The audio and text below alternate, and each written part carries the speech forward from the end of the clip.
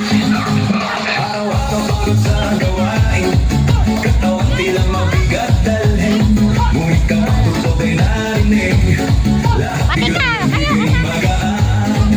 Bumaba kung saan gumagalaw, kamay sabay na ipinataas. Habang tumatagal ang sayawan, lalong gumagaan ang pakiramdam. Bakit sumakit o sagot? Galaw ng katawan, saya ang ahon. Bawat ay tumutulog, ngunit hindi ay tuloy-tuloy.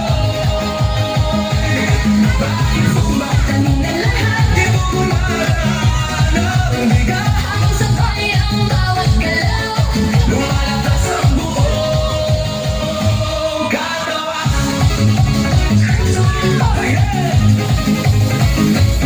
Kapag sama-sama ang grupo, mas nagiging masigla ang galaw. Sigaw ng saya